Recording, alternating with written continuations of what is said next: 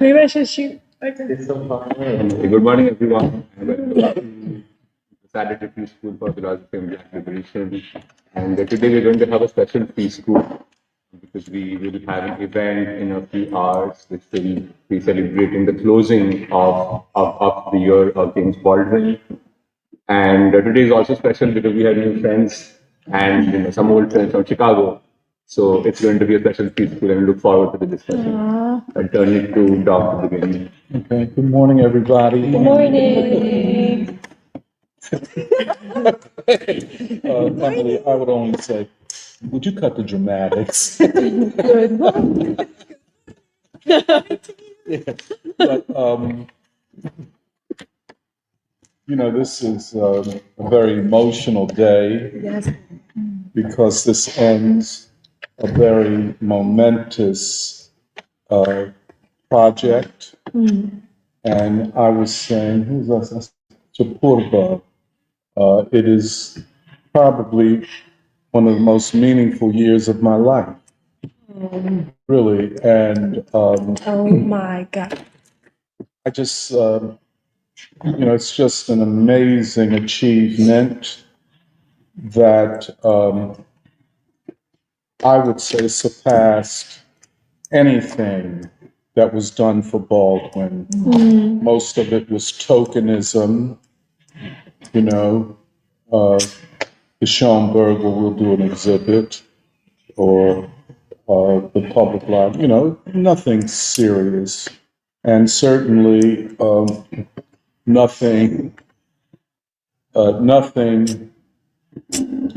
that attempted to explore and understand Baldwin as he should be understood, as a great revolutionary figure. And that's why the event today is entitled Our Forever Revolutionary. And that's what he is, what he stood for. His thinking will last for centuries. We will return to him and humanity will return to him constantly. I was listening to, and it's not unusual, of course, revolutionaries, young revolutionaries in the United States, they can always find somebody else outside the United States to be their revolutionary example. For example, one of the default positions is Che Guevara, a great revolutionary.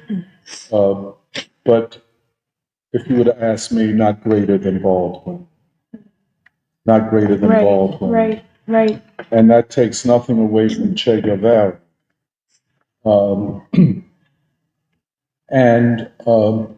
I think that this year helped us to understand the American people. I'm going to go quickly. I'm talking too much. For example,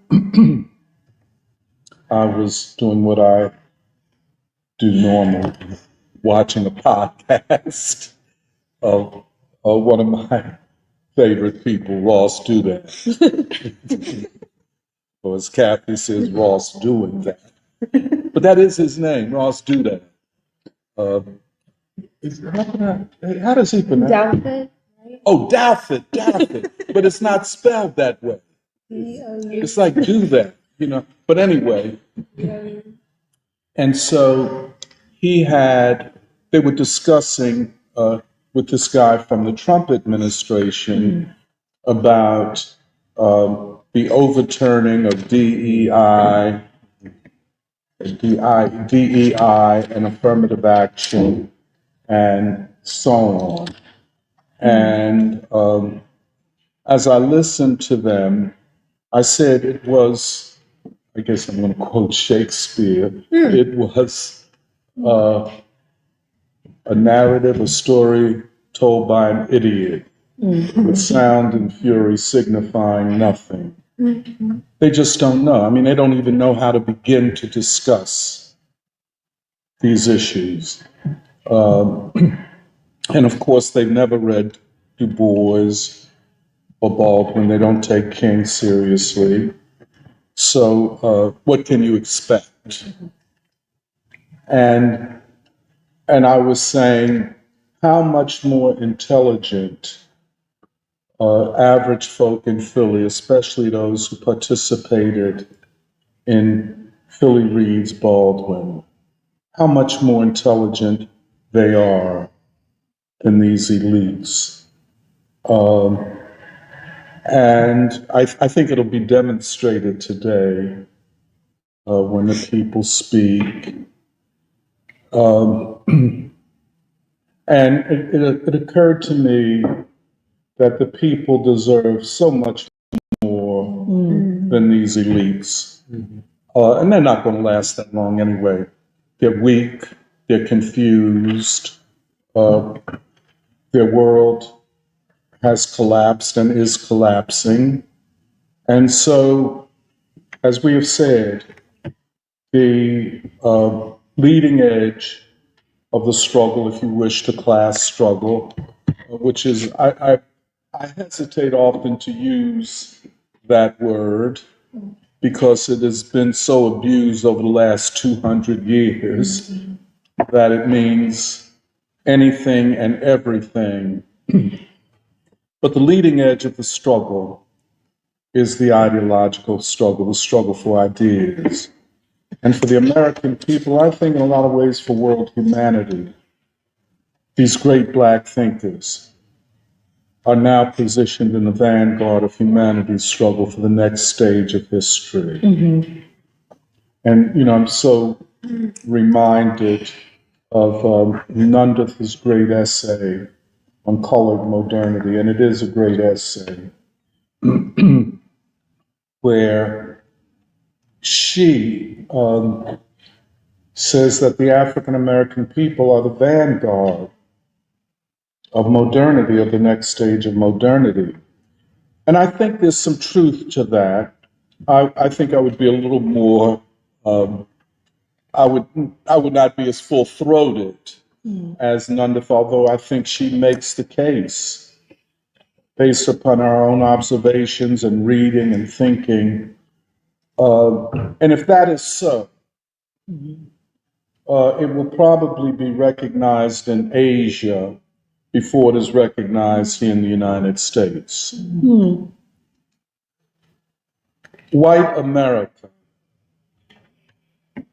for its own psychological well-being at this stage, cannot afford to acknowledge the enormous achievement of the African American people. And it's not just an achievement side by side with white America, it is an achievement that goes miles beyond them.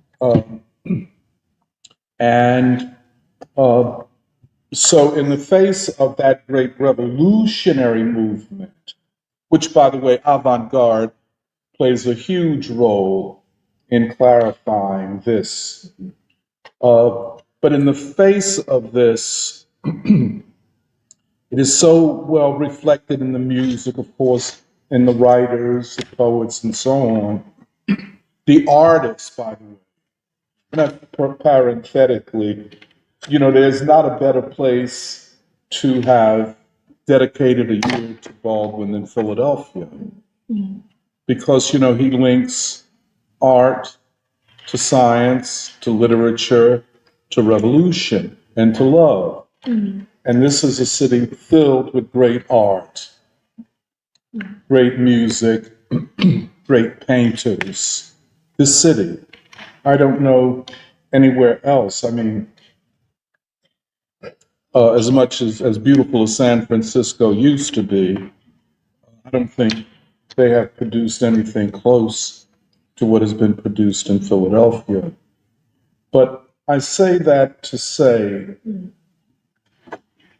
that the more apparent this achievement becomes, the more the white establishment has to lie. And the more they have to attempt to undo all that has been achieved, especially to separate young people from the great achievements of our struggle. And I talked to Sarah. You can tell me how wrong I am on this if you choose to, and I might be wrong. If we look at pop culture as is reflected in music, especially music, because that's a very sensitive question for Black people, always has been. Music is more than, it is not entertainment. It is, like we talk, it is epistemology, it is aesthetics, it is morality, and on and on and on. You unsettle that, you unsettle a generation, you unsettle a people. I don't think we can make any compromises at this point. We have a playlist for the party this afternoon, and it's jazz, R&B, and funk. Someone would say, well, why don't you have Kendrick Lamar? It's like asking me, with all the great Black Shakespearean actors like Paul Robeson, that somebody say, well, why don't you mention Stephen Fetchit? Well, you ain't never heard of him. Or what they used to call the Brown Buckaroos, or Amos and Andy. These were all stereotypes created by white Hollywood. You know what I'm saying? And part of the great struggle of the Harlem Renaissance and the Black Arts movement was to eliminate any that influence upon the thinking of our people. I think that much of what we call pop culture and hip hop is minstrelsy, is counter-revolution to adapt to a counter-revolutionary moment in American history. Thankfully, we're passing through that. And thanks for the free school, for trying to make whatever contribution we can make to that. We didn't change the world, but we're on the battlefield. And there's no better place to be. There's no better place to be. And for all of those, and I'm going to here, for all of those people who, for example, tried to do all they could to undermine Philly Reed's Baldwin. You might not know about this, but there were emails sent to about 4 or 5 of the reading groups. Zion, broken wooden shoe. The Central Branch of the Free Library, and this church, God, man, more than I thought, saying that we were Trump supporters. Yeah, but, thankfully the people we worked with had such trust in us that they said, who are these people? And of course, it were fake names, Molly somebody, John somebody else, But, and we have to make that clear. This is what Eddie and Johan and Magna ran into out in Chicago, coming with good faith, in good faith. And then before you know it, they were showing the film, documentary on Baldwin, hoping to have a discussion. And suddenly, the people we were supposed to be cooperating with, nobody can make it. But Minister Abel Mohammed of the Nation of Islam. And I'm certain had we asked, Minister Ishmael would have been there. But why do these, quote, leftists find it so necessary to try to undermine what we're doing? And let's be 100 about it. See, unless you accept the ruling class line on the Trump election, you're in violation, as they say in the street. Unless you close your mind to the nature of the contradictions at this time, that are not just about a election or a man, but about a social system and a world order at this time. And unless you were prepared to say we would have done better had Kamala Harris been elected, well, even if we would have been better, she did not deserve to be elected or reelected merely because she and her administration participated in a genocide against the Palestinians. Well, you want to trivialize that? You know, to be 100 about it, I would give up affirmative action in a heartbeat if it meant ending the war against the Palestinians or the war in Ukraine. In other words, we prioritize events differently. And the so-called left have become really liberals. They're paid by them, they're promoted by them, and they live within that framework. And we could go through a lot of them, but to put it just another way, there is no going back. And that's what we learned from Baldwin. Once you take a stand, there is a firm stand, you know, like he wrote about King, the difficult, what was it? The dangerous road before Martin Luther King. It was a dangerous road because and you know, it's so interesting the way Baldwin understood King. You know, Yeah. you know, it's an epistemological question, and I'm going to end. You know, past week or so, we've been talking about Noam Chomsky. Noam Chomsky is huge in academia.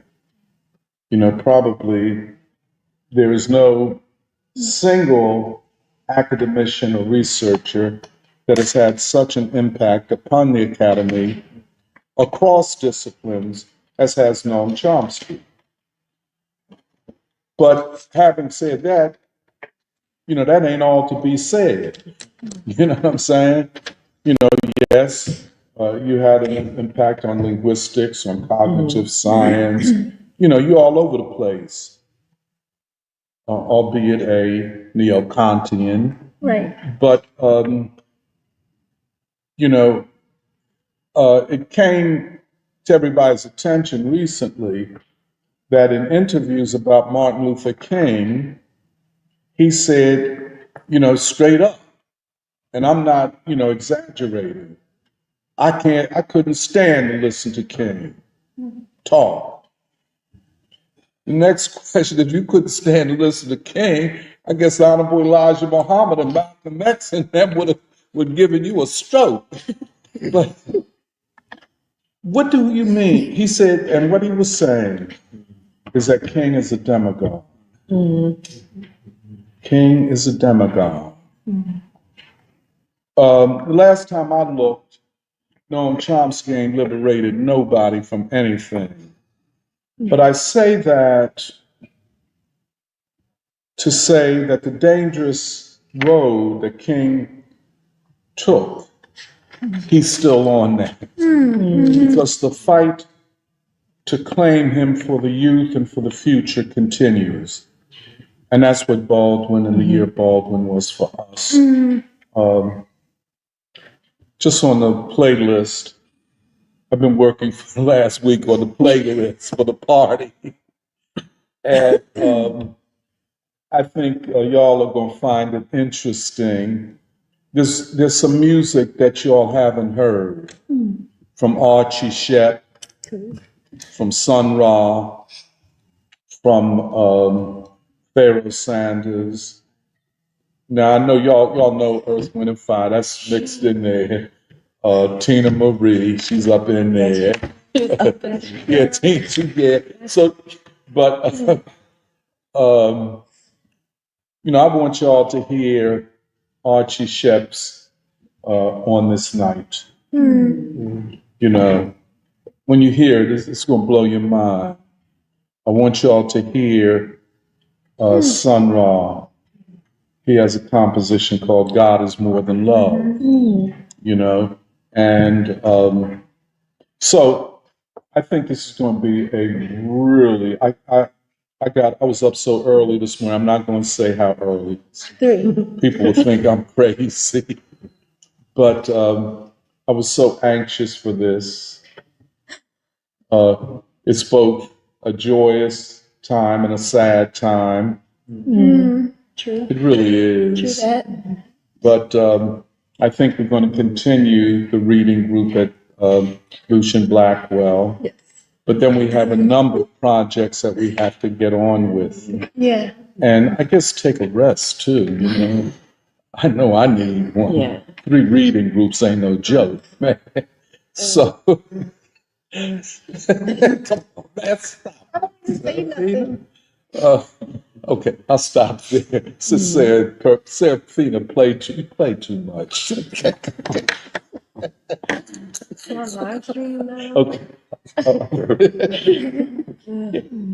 Yeah, well, this is important. What you're saying, it really brings back to what we were talking about last week, but of epistemology. And really, you're talking about, Chomsky and how he thinks about King. And I think this question of who has Chomsky ever liberated is very important. And maybe he would say that he has liberated, the intellectual from his responsibility.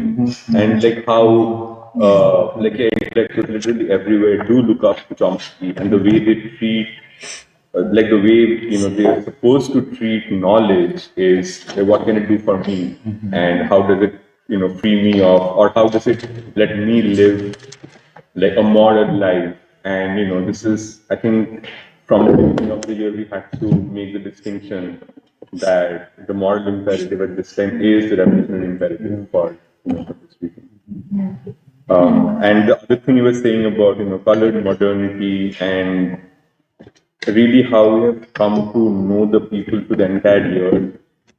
And I'm thinking of what we were saying last week about it is a different, we are starting from a different set of assumptions and epistemology, because I think the what comes out of the university and what we could say as white epistemology at this time is that you start from evidence, but then you don't look at the underpinnings which make you see, make you see what you want to see. And I think from the beginning of this year, with Nandita's essay in particular, and the conference at the beginning, starting from last February, we really had to figure out how to know the people. It's only then that we could get close to the people.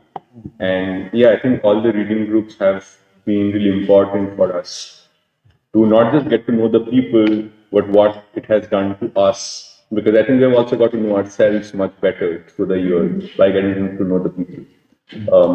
Yeah, I just wanted to, say that to what you were saying.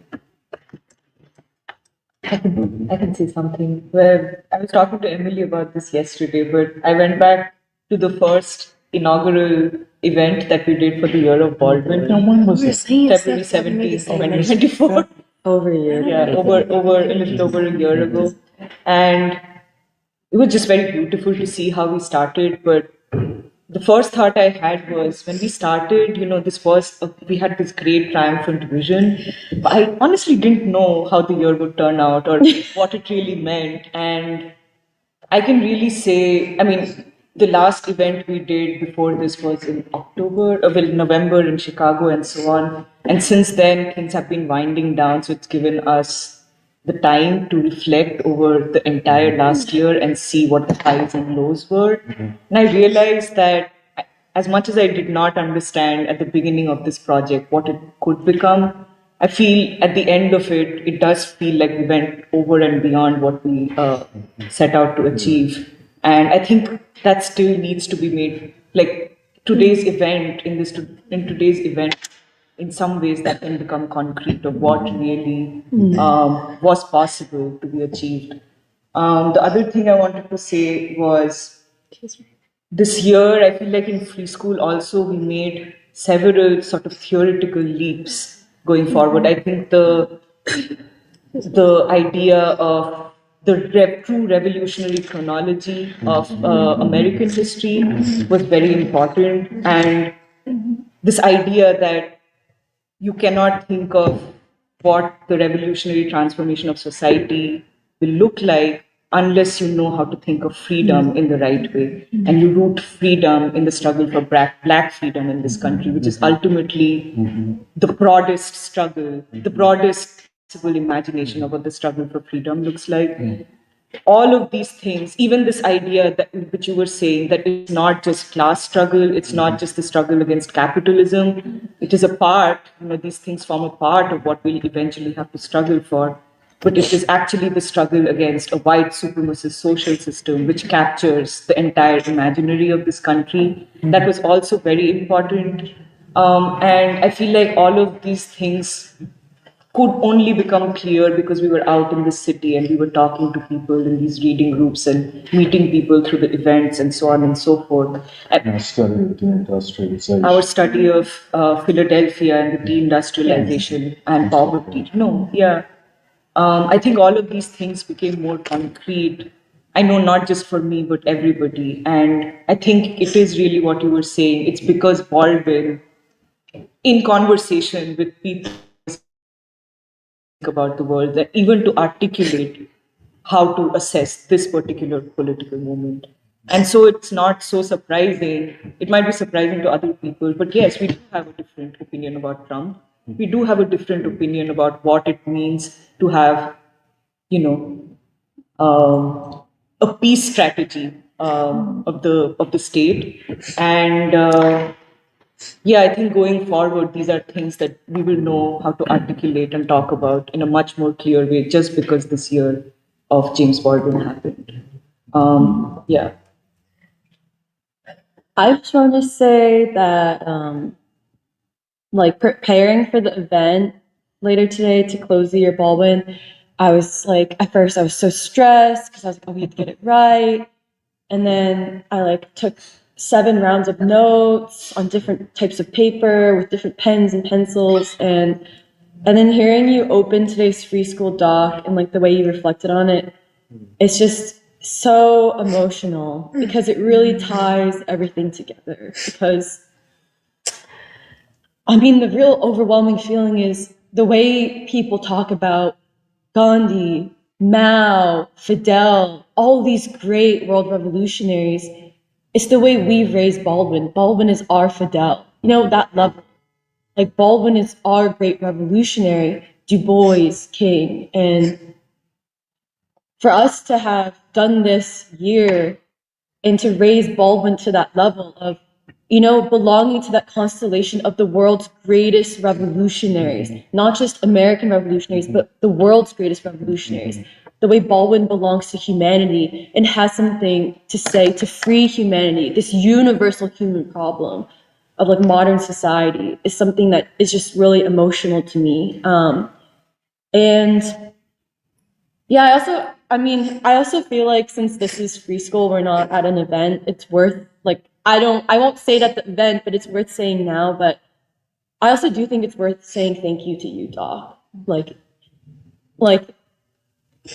and like, I know we're live stream, but like, this is a more private space, right? But I was reading the vision for the Year of Baldwin, and that the reason why it connected is because I think your vision, you are our teacher in a lot of ways. And like, I know that we're in this together, we're comrades, but that vision of the Year of Baldwin, I think to all of us, we felt, but it could not become real until we as Free School went throughout the Year of Baldwin with the people. Us with the people made that vision real, that vision of the Year of James Baldwin real. And I wanted to read some parts of the vision because in some ways it's worth us basically realizing how much we didn't know, but that we had the faith and the framework and the confidence to go out and do the Year of Baldwin because of that vision that you really laid out for us, Doc. And it's not just the Year of James Baldwin, it's the worldview of free school. And that's so important. It's important to have both. It's important to have the worldview that centers on the Black freedom struggle, and then to also go out and do it, and then make it real with the people, and then it makes the vision almost more real too. Yeah, and I just wanted to say, like, because I reread the vision of the Year of James Baldwin, I was like, shit, maybe I didn't even really know the vision at first. It's because it's more real after you've actually gone, and we've learned so much, and the people, like, and we can't see the impact yet, but this is something Nandita told me on the phone. She was like, do you know the Mao Zedong saying, like, let 100 flowers bloom? Like, let 100 flowers bloom, and like 100 schools of thought contend. 1,000 schools contend. And 1,000 schools contend. And Nandita was basically like, yeah, the Year of Baldwin has given the American people the most beautiful flower to pick. And I just thought that was the perfect way to describe it. And we're in a year where such massive changes are occurring in our society. And it is the people who make the decisive choice. And the Year of James Baldwin has given the vision of Baldwin for the people to make a decisive choice with that vision. And that's something I think we should really take seriously. Like, that is the power of the Year of James Baldwin in a year like 2024. And yeah, I just wanted to read some of the vision. Like, the two things that I really think best encapsulate, like, this feeling of how we made Baldwin our great revolutionary, our meaning not just free school, not just the American people, but the world, like, for centuries to come, is like both the vision of the Year of James Baldwin and then that excellent essay you wrote, Doc, The Mountain Upon Which We Fight. Like, yeah, it's really worth revisiting, I have to say. And that's you, obviously it's free school, but it's also, you.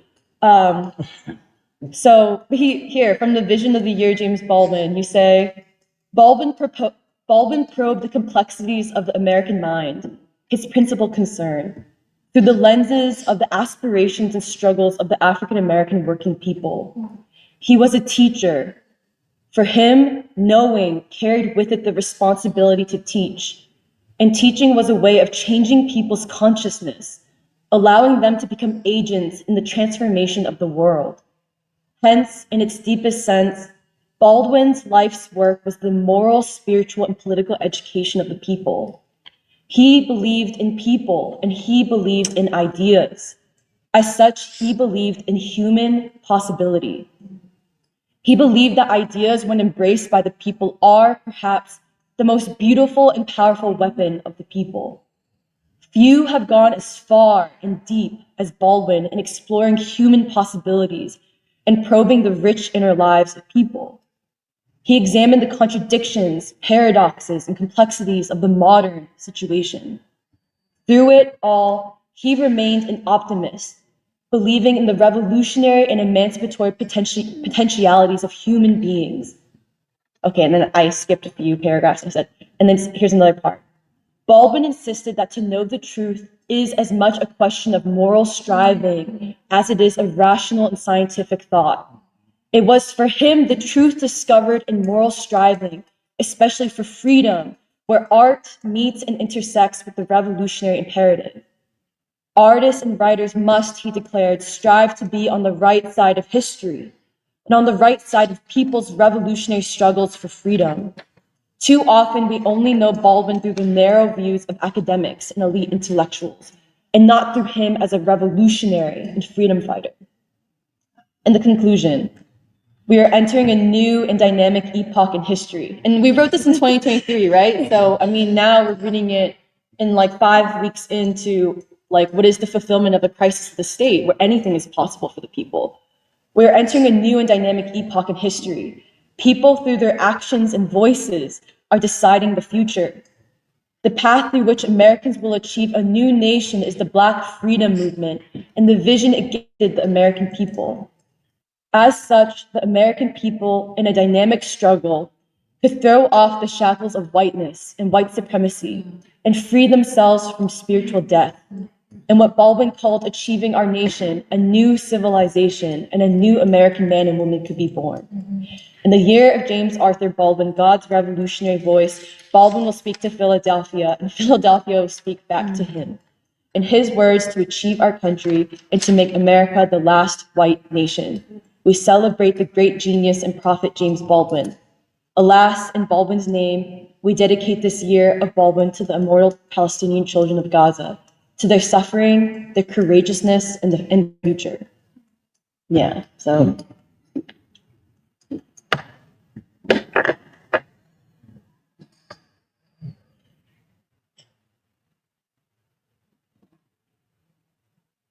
Well, I would say that also hearing that vision statement, I think in a lot of ways that vision statement was quite prophetic because, as Emily was saying, it was written in 2023. At that point, many important battles were still ahead. And now, as I reflect on 2024, and as others have been saying, 2024 was an extremely significant year, I think, in American history, perhaps even world history, because it was a year in which the American people made some crucial decisions which will be shaping the future of the country. And I think that free school has been a not insignificant factor in those struggles, particularly for me as I look back to the period from August to November. I think was a very crucial period of the year of Baldwin and of 2025. You know, that was the period where the DNC happened in Chicago, and we had, we decided to put something together to try to bring Baldwin into that conversation about democracy. I think the documentary was very crucial because the ruling elite wanted to make this election about democracy, but they wanted to twist the meaning of democracy, and there's a great deal of confusion. And I agree with what others were saying. There's in a lot of ways, it's 2024, you saw the crisis of white epistemology, we could say, and a crisis of the white definition of democracy. And the documentary was a great achievement and a crucial intervention in that discussion when we talked about fulfilling the unfulfilled and realizing the unrealized. And, as the ruling class put forward Kamala Harris and dropped $1 billion in a period of 3 months, which was extremely unprecedented, we stood firm and kept fighting, kept pushing back. And I think, at times said things which were quite unpopular, but which Baldwin would have stood by. When we said there is a moral test for anyone who claims to stand for democracy, anyone who even tries to invoke the legacy of the civil rights movement. So I think that was very significant. And I think, yeah, definitely I agree that the Year of Baldwin offered something to an American people who are in deep despair and who the ruling class thought they could manipulate. But I think this was a crucial intervention. And, we may not be, we're not Trump supporters, obviously, quote unquote, but we are taking an objective analysis of the situation. And I think an analysis that Baldwin would take to explain that the defeat of Kamala Harris, the election of Trump, was a active decision by the American people to reject the unjust status quo. And in a lot of senses, the defeat was based on these deep moral convictions about peace, about justice, about democracy. And I agree, as Doc was saying in his intro as well, that now that we're 5 weeks into this year, and we've seen a number of things, we've seen some of the actions of the Trump administration, we just saw the State of the Union as well, and all of that also makes me realize that while it is significant, the election of Trump and the agency of the people, it is not enough for the level of the crisis. It is the platform of Trump and the things he's trying to achieve and his advisors are talking about. That is not enough. That is again where we need Baldwin, and the work of the Year of Baldwin in a lot of ways continues into this crucial period. And so, but yeah, as I reflect, and I'm sure as we'll talk later today as well at the event, I think these were very crucial interventions, and I'm very glad that we stood firm and kept the banner of Baldwin when it was not popular. And also, as we were saying, like much of the left, some of them may even recognize that there is a crisis of white American epistemology, but are always trying to go outside of the U.S. To turn to Che or even Alexander Dugin or other thinkers, which I think is a way of trying to escape their responsibility to the American people. But we're bringing it back to Baldwin and to these moral questions.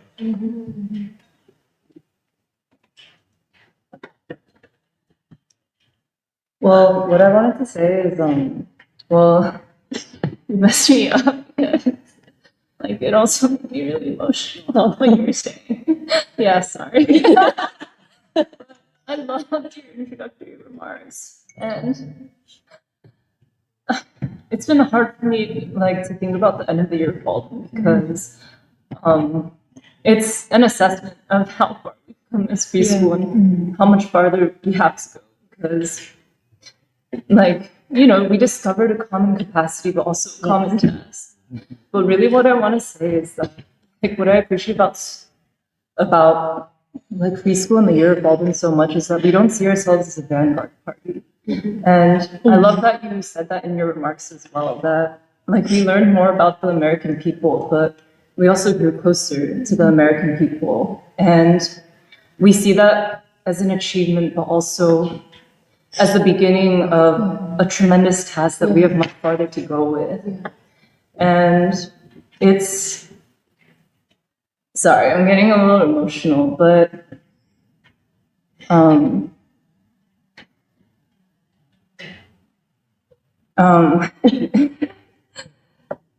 well, just that, like,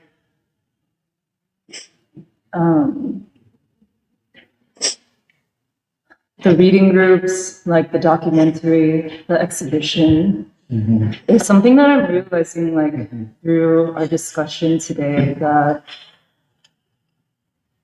it was really us trying to reach out with the vision we had and to see if the American people and their striving for freedom, like, could coalesce around it. And I think it was an achievement that what the year showed is that they did. And I don't think we can underestimate the type of break that we're attempting to make in creating like something that we set out with the 10th anniversary, like this idea of the new American people. And it's emotional for me because I feel like part of what we discovered through the year is that like Baldwin lives in the American people. And when we were meeting and talking to all these people, I remember the exhibition especially.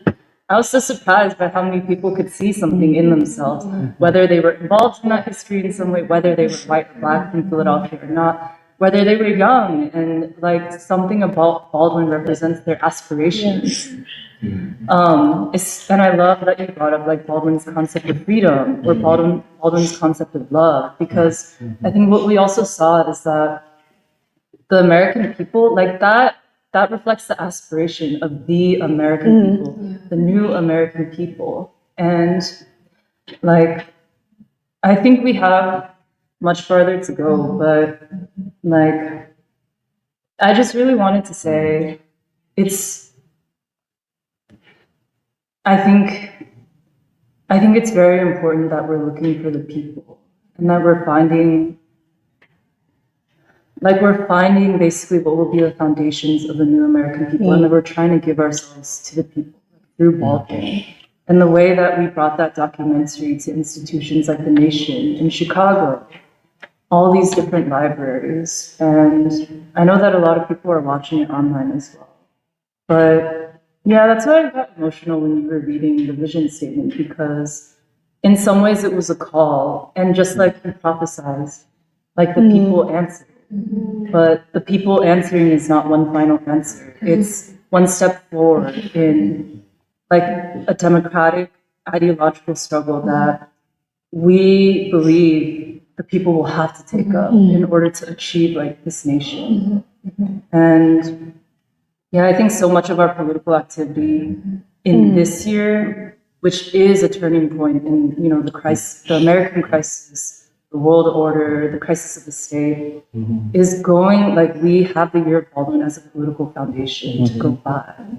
And yeah, I also just wanted to highlight this thing you said that, well, yeah, like Baldwin is our forever revolutionary, and like we place him in that constellation of our revolutionary heritage and our tradition, and that is something that can never be undone.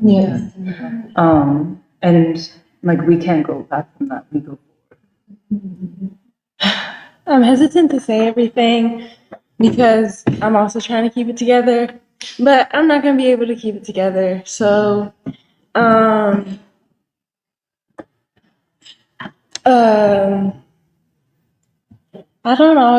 don't think you're wrong. I always think that you're right, number one. And I usually don't say the right things. And I wanted to add to the conversation that you started, Emily, which is to say, like, I think that I'm at a table with very courageous people. And I think that I agree with you, Michelle, that we will be moving forward in a more direct, or this is the conversation that I had with Perba last night. I think we're also more ready to be almost, even as impossible as it seems, more energized, more direct, more transparent, more willing, that even if failures come, to take responsibility for the projects ahead. Because, like you said, the revolutionary, democratic, emancipatory struggle, and the achievements that we've made thus far in clarifying, I guess, really what that even looks like.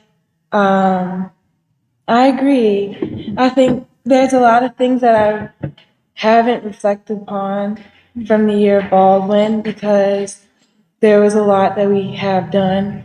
And so I'm grateful that you're bringing up the vision statement because there's just a lot that I haven't looked at that I need to to like get my words right, you know? But that's why I think that we're all very courageous because I think we have a language now, and I think that we have ideas now, and we'll move forward with that. What I'm emotional about is that I feel more free, and the possibilities that we wish we see in the world. I feel like is happening in here too.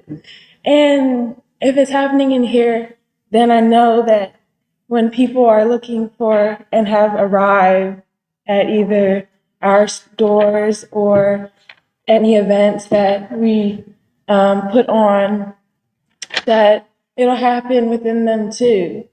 And that is a very powerful thing to me because the whole thing about being a vanguard party is also to think about, what preschool is, and what it is that we're really attempting to do. Like you're saying, crack at this counter revolution in a time when it's cracking upon itself inside and making a way out of nothing or when we're given nothing.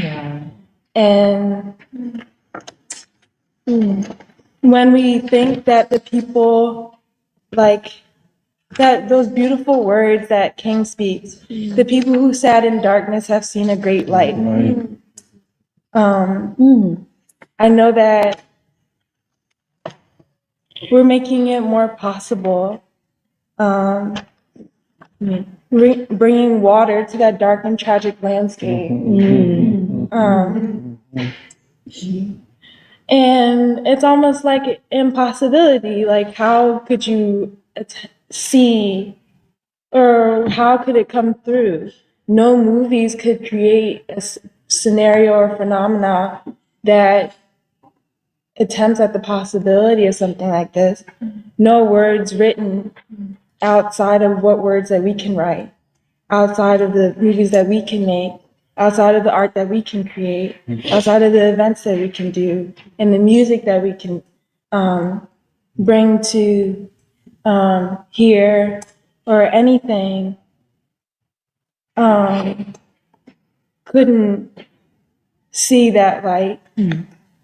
But we see it and we have it And Osiris sent me a really great text message that I'm kind of like hype over, because I had texted him, okay, so first of all, we was in the middle of Wednesday's reading group, and Emily was like, "Oh my gosh, I know that Serafina didn't confirm with Osiris," and then I was like, "Wait, I don't want Emily to think that I didn't confirm with Osiris, but I definitely forgot." So when she told me, right, I prayed to God. I was like, "Osiris, you better go ahead and text me back, because yeah, and my holy job was to try and get Osiris, right?" And then, so basically, I texted him like before I answered Emily, like, "Hey, did you get Osiris?" And I was like, Osiris, like, because at the end of February, I'm like, "Can I hold you on post for March 8th? Like, can I keep you, And so obviously, it seemed like he was looking for that text message for me to text him, and I had completely forgotten, so she had reminded me, and then. Osiris was like, no, I told him, like, can we confirm date and time for the Saturday? And he was like, cool, what time? But then he asked me what the event was about. And I was like, what is the event not going to be about? I sent him like the flyer, and I tried to tell him, like, we're saying that Baldwin is our forever revolutionary, and like we're inviting these people from the Nation of Islam, yada yada yada, whatever. So then a day later, he was like, I'm so grateful that you and that all the people at the free school have included me in this wonderful celebration of James Baldwin. And I heard what he was saying, which is like, I'm grateful, to be a part of this process. I'm grateful because I know actually what type of, if I could think about him and he's placed back in the, 60s or something like that. I know what his music means. I know why he's singing those songs, like in the way that he's singing it, those folk songs, or like, why is it? Yeah. So he has his own lane and he has his own contribution, and he's been trying to make it. And you found him in a way, like you saw him and then told, like, hey, why not? And we were like, yeah. But like part of that is like recognizing that beauty that comes from everybody, and that really everybody is striving also in their own ways, but it's always easier together than apart. It's always easier when you're with people, and there's a lot of pressures on free school, and there's a lot of pressures on, and that I feel like I've been getting to know better because I asked for them. And those pressures aren't the same as me saying, like, I want to be a vanguard party, but it's the pressures of like time and space and the constellations in the universe being able, like, saying yes to the possibilities of undoing this whole counter revolution that we've all been raised upon, and that we've wish that we could see something different. And I know that I see something different, and I couldn't have imagined really that it could actually happen, And so I'm grateful too. And yeah, I know that there's going to be a lot to do moving forward, and I wouldn't ask for anything else.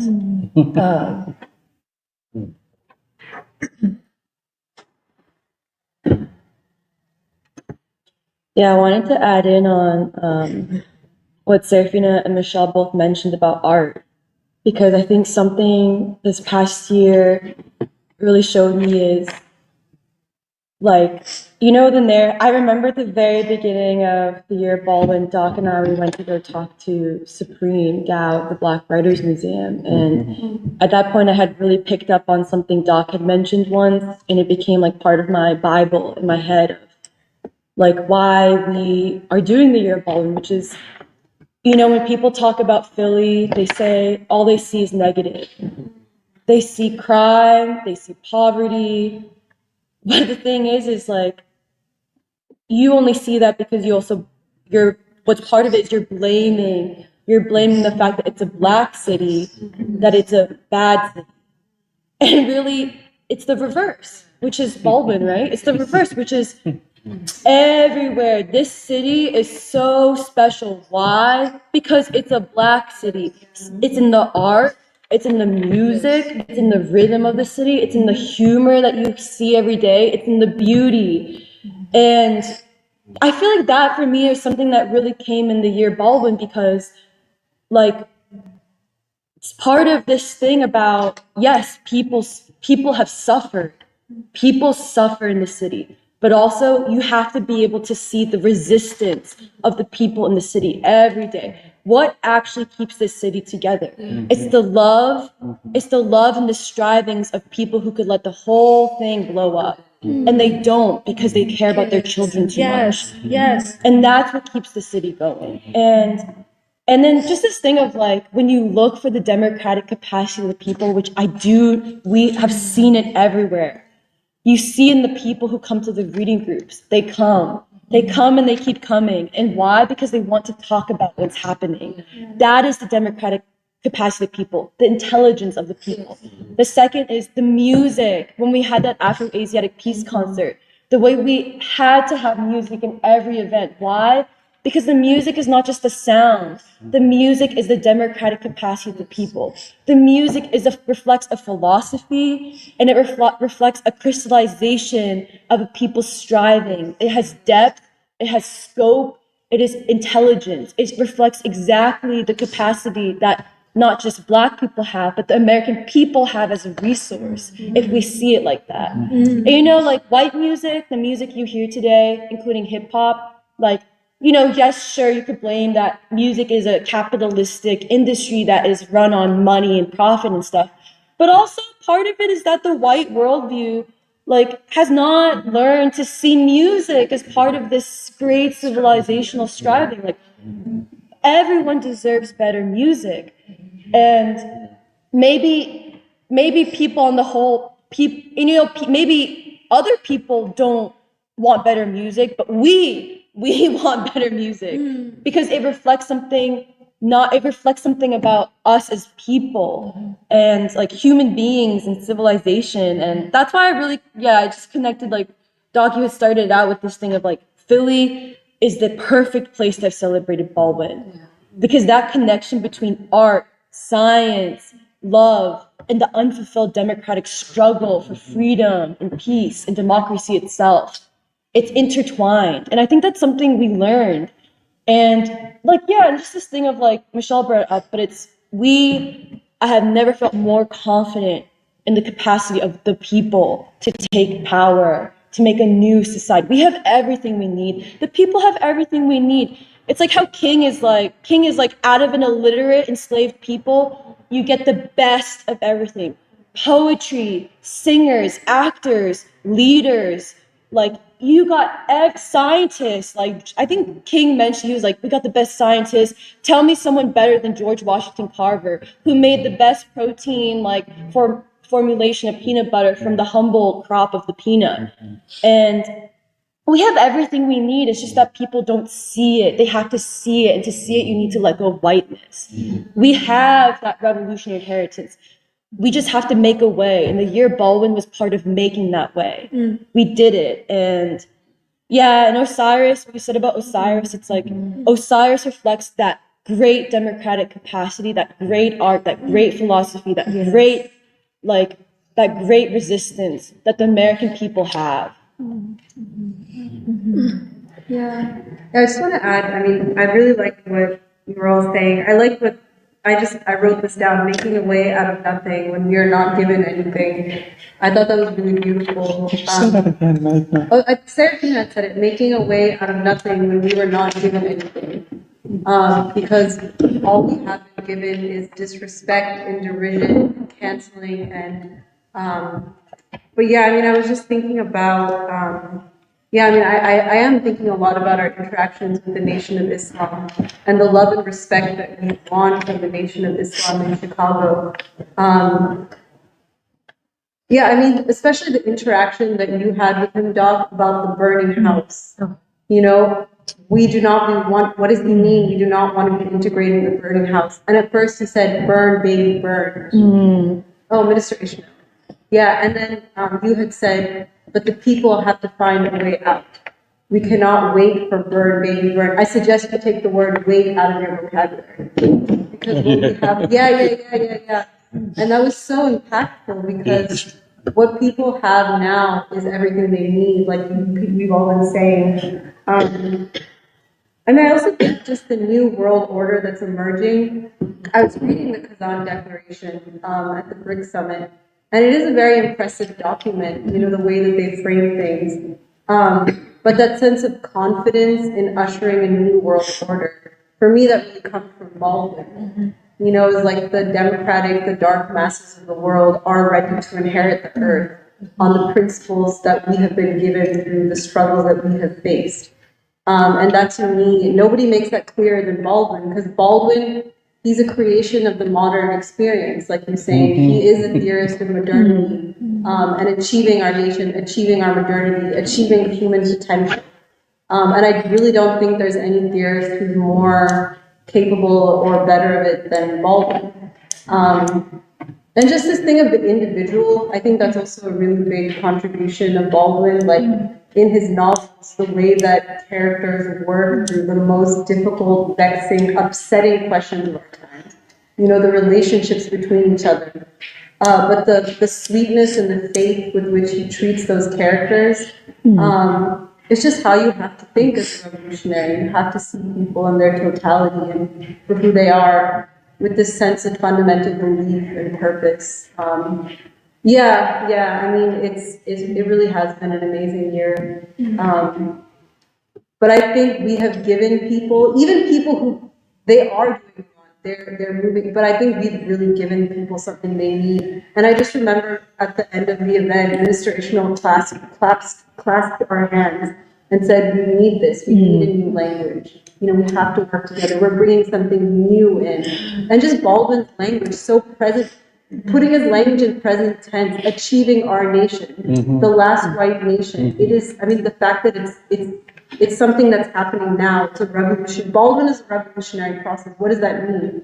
It means that he's changing. We are changing. Everything is changing all the time. And this is the language of change. This is the language of renewal. This is the language of hope. It's the language of life. Yeah.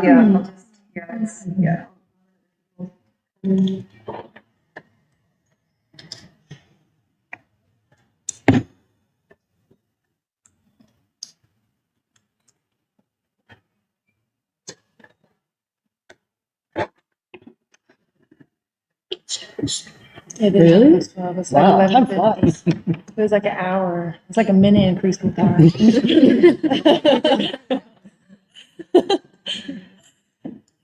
You want to end? No, we have to do a lot of setting up and stuff. All right. Okay, well, maybe we could read just from the chat, and then we'll end free school, and then we'll end the live stream, and then we'll set up, and we will be back on the live stream at 2:30. Well, I wanted to say just one thing before we finish. Like, and it's also like to what you began. I think I hadn't heard you put it exactly like this, that we're ready to give up on affirmative action in a heartbeat. And I think this is something we need to, you know, think about every minute of the day, because this is precisely what we're up against. This question of, you know, like what. I just said one thing to further clarify what I was saying, that our struggle does not supersede the struggle of humanity. And it's only to the extent that we see our struggle in relationship to humanity's struggle that our struggle makes any sense, which thereby, for me, nullifies and disqualifies, and I'm going to use black misleaders to speak for black people. That's it. Right. I mean, I was thinking, because this was like, we talk about this all the time, sometimes maybe in abstract, when we say that, you know, the black struggle is not a struggle for black people in itself. It has always, the black struggle has always saw itself in world humanity. That's why it is a unique, you know, that's why when, for instance, when we talk about colored modernity, that's why I think Nandita says that black people, the black proletariat, is at the advance guard of humanity's struggle for freedom, because it has had to look the worst of humanity in the eye, and it has had to see itself in the world's people. And this is the whole ruling class attitude at this time, which is pervaded everywhere. I mean, even at places like Lutheran Blackwell, it's not like these forces are absent entirely. It's that we can fight these much more clearly at a place like Lutheran Blackwell. But these ideas have, this has been the onslaught of the ruling class on black people, but also on young people as a whole. That you fight for yourself, and you look at the black struggle for what it means for black people alone. It's a highly manufactured and self-contained idea, but it has been made real to some degree by the university and so on, which is why it's very important to hear what you're saying, to be able to say it like that. This is what I think, this is why we think that Baldwin is a revolutionary thinker for the world, not just for America. Because this is precisely why, to be able to see through identity politics, and to be able to see through who are the real inheritors of Baldwin at this time. Do we have to do we have to see Baldwin as a cultural icon? Do we have to fit into his categories of identity? Is that how we know Baldwin? And which is why this has been so important for us to get clarity on, so that we can really say that the world needs Baldwin at this time. So yeah, I just wanted to bring back to that. And yeah, I guess we'll talk more about this throughout the day, but maybe we can get to comments. There aren't that many comments, but because I think it's only been an hour. Usually it's like 4 hours in. Todd Bambalai on say, good morning family. Todd asked if we could put Nandita's essay in the chat, so we did. And Spark says, nice spicy mustard blazer dog. People, nice spicy mustard blazer.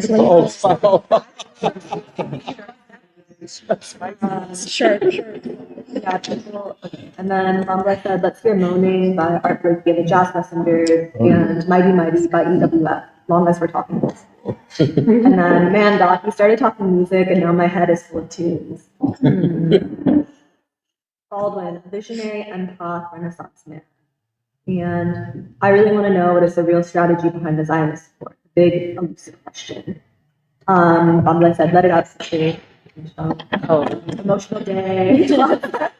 This feels so beautifully real. And then someone named Paco Peregrina says, need to get in touch with you, Dr. Montero. And JHS Scott says, thanks everyone. Yeah, we can wrap up. But I also feel like no, just like, well, it was like really hitting me, I think, like the title of the event, like Our Forever Revolutionary, James Baldwin. And I think part of it is because, we started the year with certain assumptions, which is that Baldwin is worth celebrating for a whole year. And that it's not just going to be like saying one thing over and over again just to prove a point. But I feel like I also underestimated how much we would really learn in the process. And for me, I think the Baldwin that I thought I knew, or that I felt like I had studied and really thought so much about in February of last year. The Baldwin that I think of now is pretty different. And I feel like it's because that idea of Baldwin, that living Baldwin, is something that basically we come to in people. And so I think when I say when we say forever revolutionary, we really do it. And I don't know. But I think it is emotional because it's been a really big year. And it's not like we're closing the door because we're just going to keep doing preschool, but I feel like it's a lot to look back. Basically, we've been doing it for a year. Some elements of it have been playing for 2 years. And I think also thinking about how when we say forever revolutionary, we're also carrying this ball with us, as we keep going.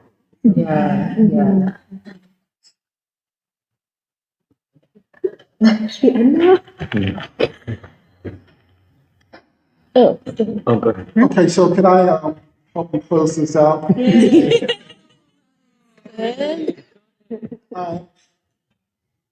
withheld my comment because I came to listen and to learn.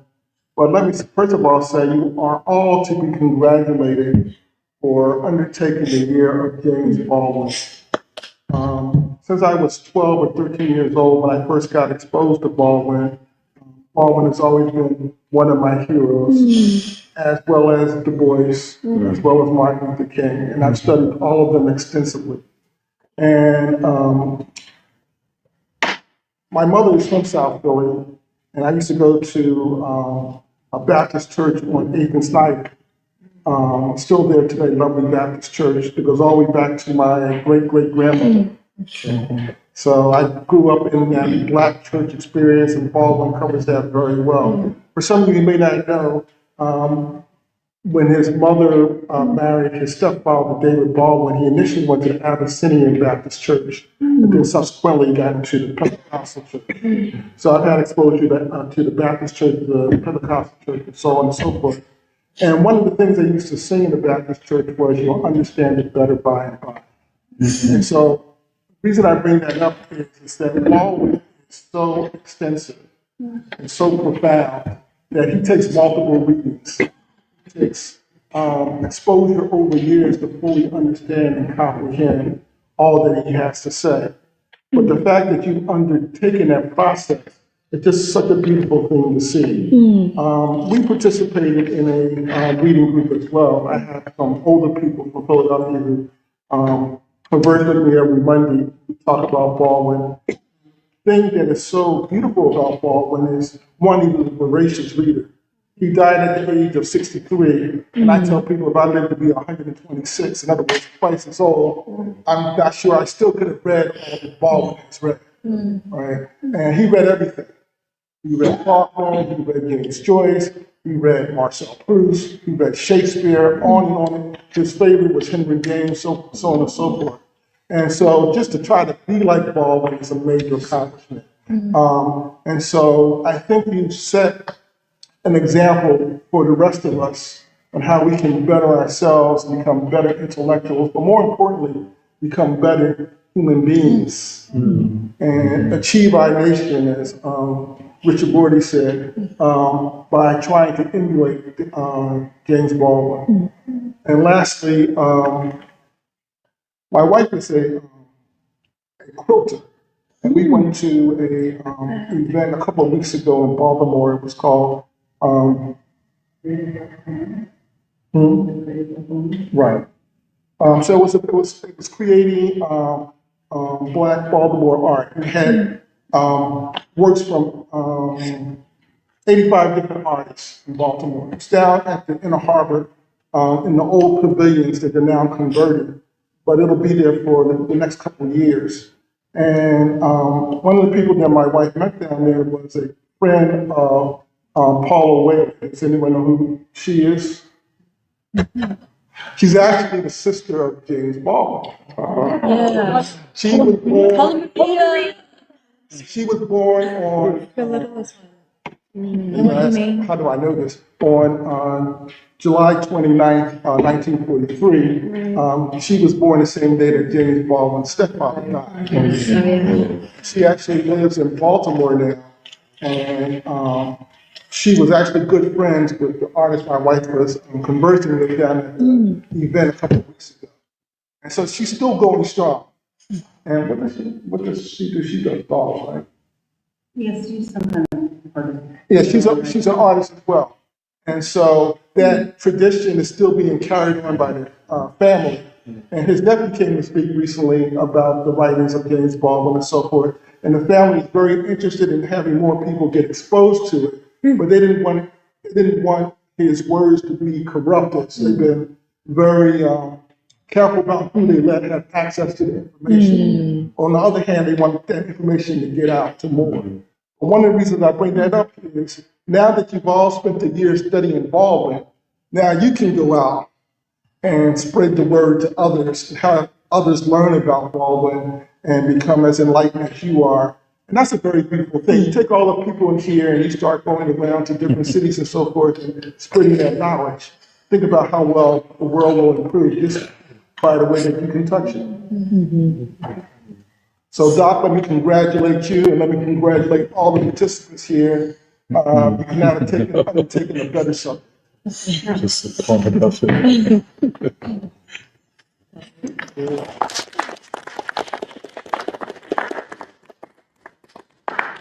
Bye, everyone. See you in 2.5 hours on the live stream. Wardrobe change.